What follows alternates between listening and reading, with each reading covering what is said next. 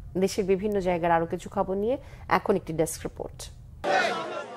উগ্রবাদী সাম্প্রদায়িক সংগঠন ইসকনকে নিষিদ্ধ করার দাবিতে বিক্ষোভ সমাবেশ হয়েছে বগুড়ায়। চট্টগ্রামে আইনজীবী সাইফুল ইসলাম আলিফের হত্যাকারীদের গ্রেপ্তারের দাবিতে এই কর্মসূচি পালন করে আইনজীবী ফোরাম। মানবিক মর্যাদা ও সামাজিক সুবিচারপূর্ণ বাংলাদেশ গড়তে গাইবান্ধায় শিক্ষার্থীদের সঙ্গে মত বিনিময় করেছে ছাত্রদল। সকালে এতে উপস্থিত ছিলেন কেন্দ্রীয় সংসদের সভাপতি নাজমুল হক সহ অন্যরা। জুলাই শহীদের স্মরণ সভা হয়েছে রাঙ্গামাটিতে। জেলা প্রশাসক মোহাম্মদ মোশাররফ হোসেন খানের সভাপতিত্বে এতে উপস্থিত ছিলেন পার্বত্য চট্টগ্রাম উন্নয়ন বোর্ডের ভাইস চেয়ারম্যান রিপন চাকমা। এছাড়া স্মরণ সভা হয়েছে গোপালগঞ্জ সহ বিভিন্ন জায়গায়। কক্সবাজারের স্মরণ সভা হয়েছে ছাত্র জনতার আন্দোলনের শহীদ ও আহতদের স্মরণে।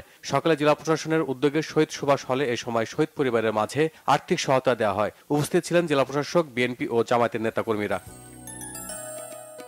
জুলাই গণহত্যার বিচারের দাবিতে ময়মনসিংহে বিক্ষোভ মিছিল ও সমাবেশ করেছে ছাত্র শিবির। দুপুরে নগরীর টাউন হল মোড় থেকে মিছিলটি নগরীর প্রধান সড়ক ঘুরে রেলওয়ে কৃষ্ণচূড়া চত্বরে গিয়ে শেষ হয়। জাতীয় ছাত্র সংহতি সপ্তাহের অংশ হিসেবে রাজশাহীতে বিক্ষোভ মিছিল করেছে মহানগর ছাত্র শিবির। বিকেলে এতে বক্তব্য রাখেন মহানগর ছাত্র শিবিরের সভাপতি সিফাতুল আলম সহ অন্যরা। জাতীয় ছাত্র সংহতি সপ্তাহ উপলক্ষে সিলেটে বিক্ষোভ মিছিল করেছে ছাত্র শিবির। নগরীর রেজিস্ট্রি মাঠ থেকে মিছিলটি শুরু হয়ে শহরের গুরুত্বপূর্ণ সড়ক প্রদক্ষিণ করে। গণপ্রকৌশলী দিবস ও আইডিবির 54তম প্রতিষ্ঠা বার্ষিকী পালন হয়েছে নরসিংদীতে। দুপুরে শিশু একাডেমি মিলনায়তনে উপস্থিত ছিলেন জেলা প্রশাসক মোহাম্মদ রাশেদ হোসেন চৌধুরী। তথ্য মেলা উপলক্ষে বর্ণাঢ্য র্যালি ও আলোচনা সভা হয়েছে খাগড়াছড়িতে। সকালে পুরো টাউন প্রাঙ্গণে মেলার উদ্বোধন করেন জেলা প্রশাসক মোহাম্মদ শহীদুজ্জামান।